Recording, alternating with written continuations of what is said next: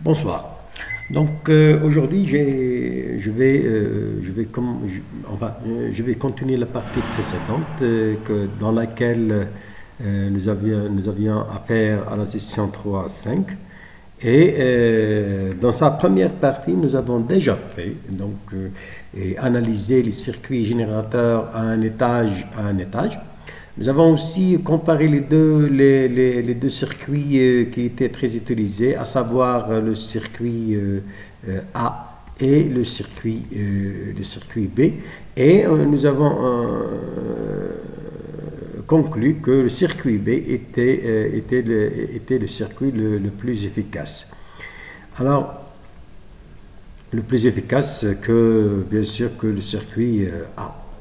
Alors, dans cette partie-là, qui est d'ailleurs la partie numéro 2, donc l'étudiant va apprendre ce qui suit. Donc, on va essayer et voir les méthodes de dimensionnement. Donc, on va dimensionner, si vous voulez, on va dimensionner tous les éléments du circuit, bien sûr, pour n'importe quelle forme d'onde souhaitée de la tension de sortie. Donc, en prenant en considération la forme d'onde désirée, si vous voulez, la forme d'onde désirée, nous pouvons donc dimensionner les éléments du circuit. Dans ce cas, donc, ce dimensionnement va être fait seulement sur le circuit B, vu qu'il est plus efficace que le circuit A. Donc, tout le travail de cette partie-là va concerner simplement le circuit de la figure B. Alors, en général, ce qu'on connaît en général, c'est que les capacités, nous avons ce tableau-là, le tableau 3, 5, 2, là, il résume les capacités approximatives de certains équipements qui peuvent être testés par ce générateur-là. Donc, si on prend à titre d'exemple les isolateurs de ligne, à savoir aussi les isolateurs capoïtiques, donc ils ont une capacité d'environ de 25 picofarads. Par exemple, si vous prenez les traversées de transformateurs, donc ils ont une capacité qui est comprise entre 150 et 400 picofarads. Pour un câble, par exemple, de 10 mètres, donc la capacité elle est de l'ordre de 2500 picofarads. Pour les condensateurs, si vous voulez, donc un autre exemple, c'est les condensateurs, les conducteurs de connexion pour des essais jusqu'à 1000 kV. Donc, ils ont une capacité d'environ 1000 picofarads. Comme vous pouvez le voir là, à partir de ce tableau, c'est que la capacité C1, elle est toujours, la capacité C1, elle est toujours fixe. Donc, la capacité C1, elle est toujours fixe, donc ne change pas. Par contre, la capacité C2, elle change selon comme on vient de le voir dans le tableau. Donc, vous avez plusieurs équipements ici et vous voyez là que la capacité, elle change. Ce qui veut dire qu'il y a un certain rapport entre la capacité de charge de notre générateur et la capacité de l'objet en essai. Ce rapport-là, il joue vraiment un rôle très important dans la conception des générateurs de choc. Soit si l'on prend le facteur gamma, qui n'est autre que le rapport de C1 sur C2, donc si on prend le gamma là, c'est égal à C1 divisé par C2, alors nous aurons les expressions de R2 et de R1 qui constituent deux éléments essentiels de la partie qui est responsable de la forme d'onde. Donc je rappelle ici un petit peu notre générateur. Donc nous avons un éclateur qui va se une fois qu'il y a une décharge de cet éclateur, il va décharger une capacité, il va décharger la charge d'une capacité C1 sur un circuit formé de résistance, de deux résistances et d'une capacité. Là, c'est la capacité C2 et là, c'est la résistance, disons, R1 et là, c'est la résistance R2. Donc, cette résistance-là, qui est donc ce circuit comme on l'a vu dans la première partie, ce circuit est responsable de la forme d'onde. Donc on peut former la forme d'onde à partir de là. Donc la résistance R2 peut être déterminée par l'expression 3,535 et la résistance R1 peut être déterminée par l'expression de l'équation 3,536. Et à partir de là,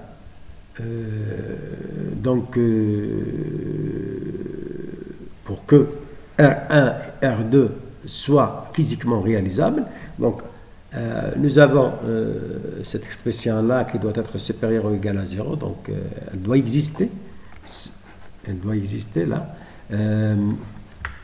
Donc nous avons cette expression-là, c'est cette expression-là, donc pour qu'elle existe, il faudrait que cela soit supérieur à 0. Donc la racine carrée, cette racine carrée doit exister. Et de même qui est d'ailleurs ici, qui est cette expression-là,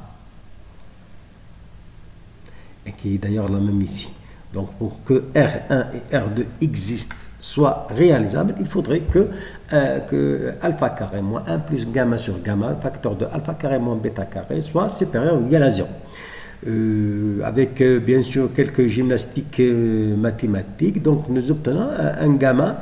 Le gamma doit être supérieur ou égal à alpha carré moins bêta au carré sur bêta au carré. Donc l'équation ou bien le critère 3,541 doit être satisfait. Donc ceci montre quoi? Il montre que pour réaliser une forme d'onde donnée, si vous avez une forme d'onde donnée, certaines valeurs de R1 et de R2 sont nécessaires. Et ces valeurs dépendront du rapport C1 divisé par C2. Donc si vous prenez cette expression, ceci montre quoi? Donc je répète, et j'insiste d'ailleurs sur cela. Donc si vous voulez réaliser une certaine forme d'onde, il faudrait que certaines valeurs R1 et R2 soient nécessaires. Et ces valeurs de R1 et R2, elles dépendent bien sûr du rapport C1 sur C2. Donc, en d'autres termes, pour que R1 et R2 soient des résistances physiquement réalisables, le rapport C1 sur C2 doit dépasser une certaine valeur donnée par l'inégalité 41. Donc un certain rapport qui est gamma, donc ici d'après cela, un rapport gamma, il doit être supérieur à certaines valeurs données. Donc ce rapport peut être évalué, donc bien sûr pour différentes formes d'onde, en choisissant les valeurs typiques de alpha et bêta. Donc les valeurs de alpha, si vous avez les valeurs de alpha et bêta, pardon, il y a des valeurs de alpha et bêta, donc si vous avez le alpha et le bêta, donc certaines valeurs d'alpha et bêta, bien sûr on va les choisir à partir du tableau 351 pour ces formes d'onde. Donc on choisira alpha et bêta en se référant au tableau 3,5,1 et à partir de alpha et bêta, nous pouvons déterminer le gamma. Donc, pour que je répète pour une dernière fois, pour que R1 et R2 soient des résistances physiquement réalisables, donc le rapport C1 sur C2 doit dépasser une certaine valeur donnée par l'inégalité 3,5,1. Bien sûr, ce rapport il peut être évalué pour différentes formes d'onde. On peut en choisissant bien sûr des valeurs typiques de alpha et bêta. Donc si vous avez alpha et bêta, vous pouvez déterminer ce rapport, et ce rapport doit être supérieur et le C1 sur C2 doit être supérieur à ce rapport-là. Alors, pour le tableau, donc on présente ici quelques valeurs minimales de gamma dans le tableau 353. Dans ce tableau, donc, et pour certaines formes d'onde, pour différentes formes d'onde, vous avez la forme d'onde 0,55, 1,5, 1,10, 1,540 et 1,50.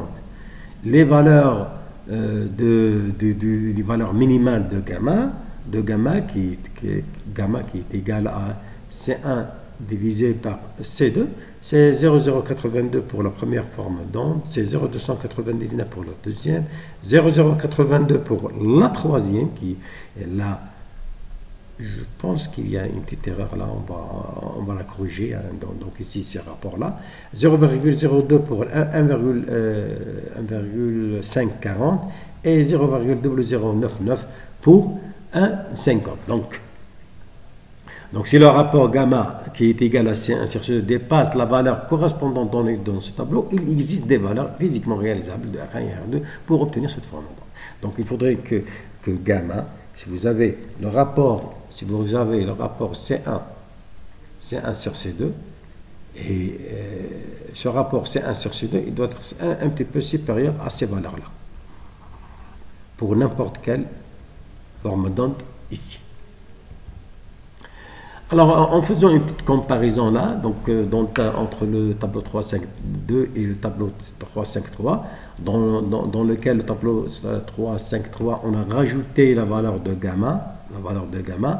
Donc, pour les isolateurs de ligne ou bien isolateurs type capoïtige, là, comme on l'avait dit, donc une capacité de 25 picofarad, il a un rapport de gamma de 2000.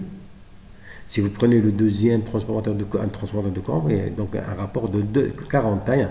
Et si vous comparez ces valeurs-là, c'est pas les valeurs de gamma, pardon, je les ai, peut-être c'est pas vraiment très clair là.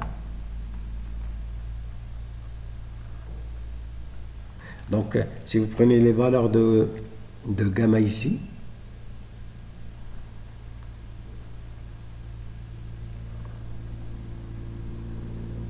ces valeurs de gamma, et vous les comparez à ces valeurs-là, donc il est clair que pour la plupart des équipements à tester, la valeur de gamma est bien plus supérieure au minimum requis. Donc ces valeurs-là sont très grands par rapport aux valeurs minimales. Ce qui veut dire que le montage B, du circuit B, c'est un autre avantage du circuit B, pour lequel généralement le gamma pour la majorité des équipements à tester est très supérieur devant la valeur de gamma. Ce qui veut dire que les résistances R1 et R2 sont vraiment sont vraiment réalisables et par rapport au circuit A, où généralement on a remarqué qu'il est nécessaire de faire attention pour la sélection de R1 et R2. Pour les tableaux, dans les tableaux 3, 5, 4, donc dans ce tableau-là et ce tableau-là, donc nous avons déjà fait les calculs nécessaires pour les valeurs de R1 et les valeurs de R2. Donc les valeurs de R1 ou l'équation 3,536 si vous voulez, et pour R2 l'expression 3,535. Donc nous les avons récapitulés dans ces deux tableaux pour les différentes formes d'ondes, donc pour les différentes formes d'ondes qu'on peut avoir, et avec différentes valeurs de gamma. Et là, ce sont les valeurs des résistances. Donc là, c'est les valeurs des résistances. Ça, c'est pour R1, et là, c'est pour R2.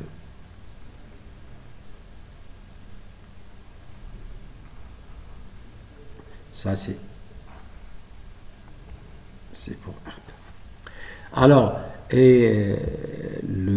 ces tableaux-là ont été obtenus, bien sûr, pour un rapport, pour le rapport C1 sur C2 avec C1 égale 25 nanofarads. Donc, on a fixé le C1 à 25 nanofarads et bien sûr, on peut déterminer les rapports. Bien sûr, C1 sur C2 qui n'est autre que gamma ici, donc 0,83. Si vous voulez C2,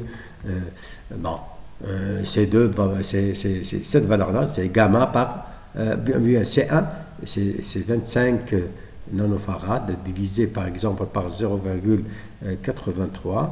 Donc vous allez retrouver la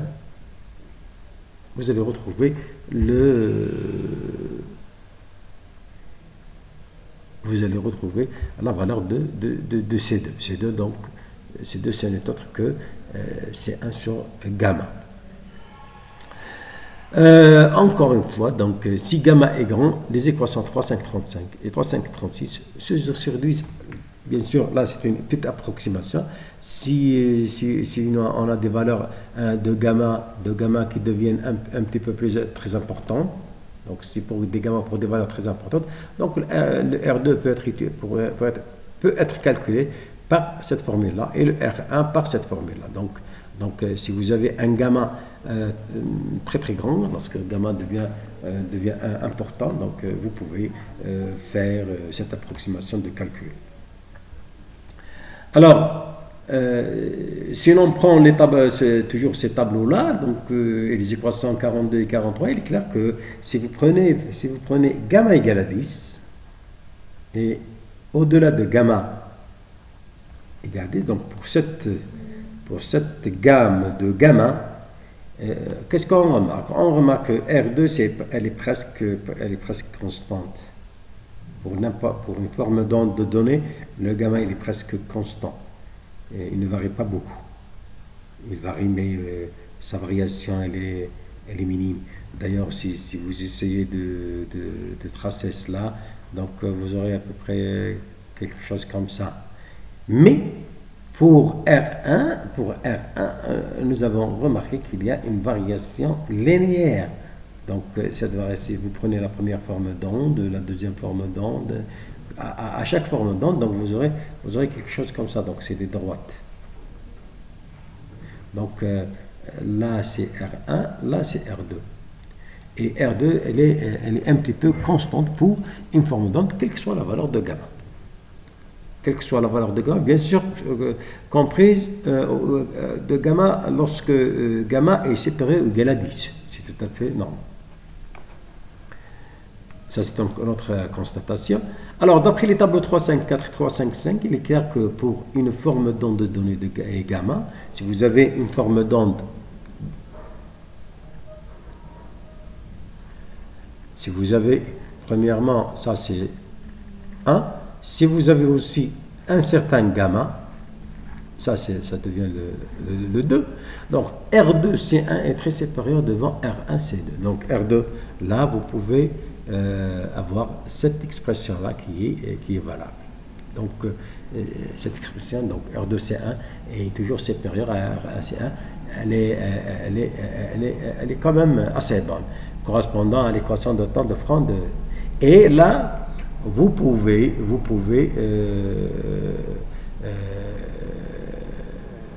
déterminer la valeur maximale. La valeur maximale, elle correspond exactement à T égale à T1.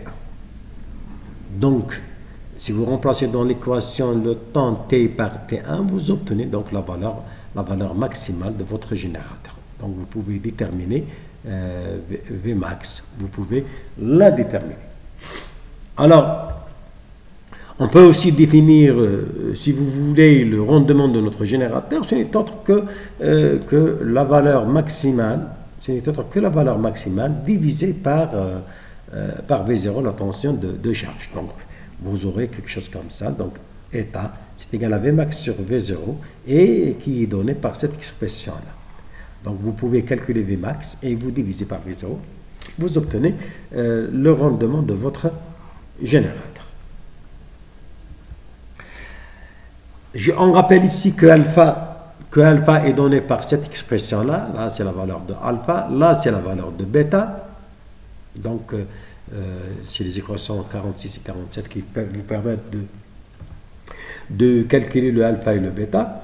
Maintenant, si vous prenez la condition que R2C1 est très supérieur devant R1C1, et si, par exemple, vous négligez 1 sur R2C1,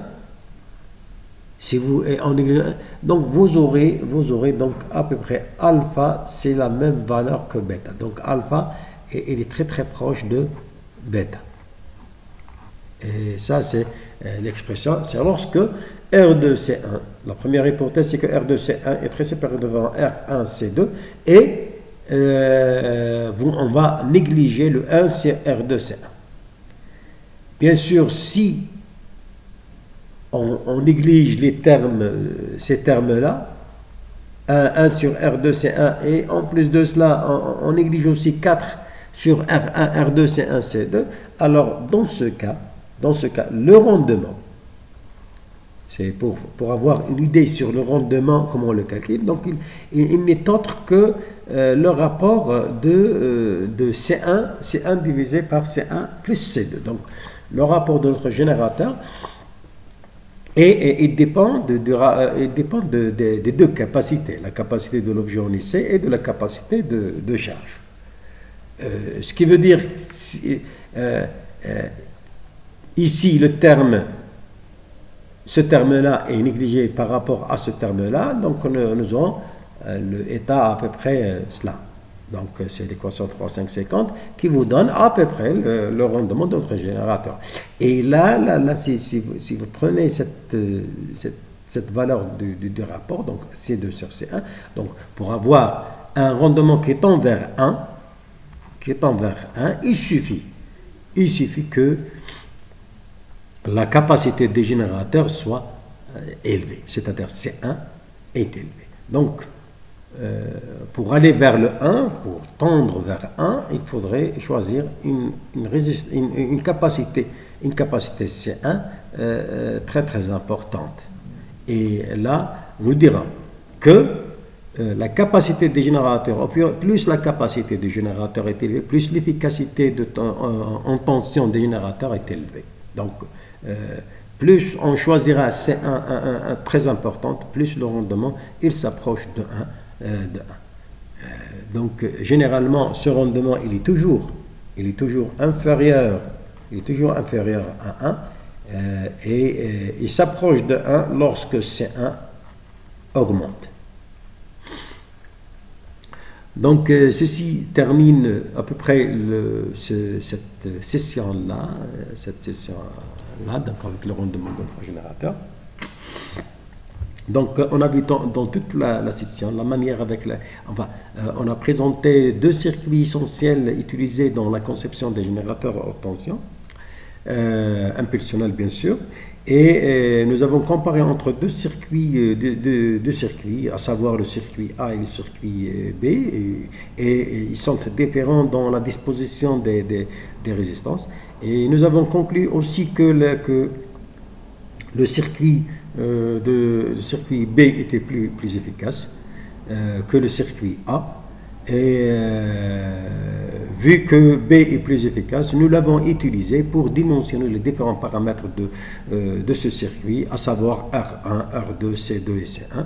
Et à partir de là, nous avons calculé la valeur maximale de la tension de sortie, laquelle est comparée à la tension de charge des condensateurs pour justement définir le rendement de notre générateur.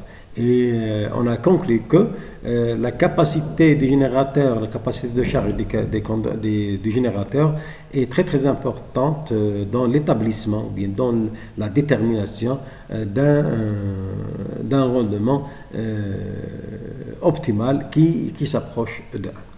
Donc cette partie ou bien cette session se termine ici. Je vous remercie pour votre attention. Et à la prochaine présentation. Merci encore pour votre attention.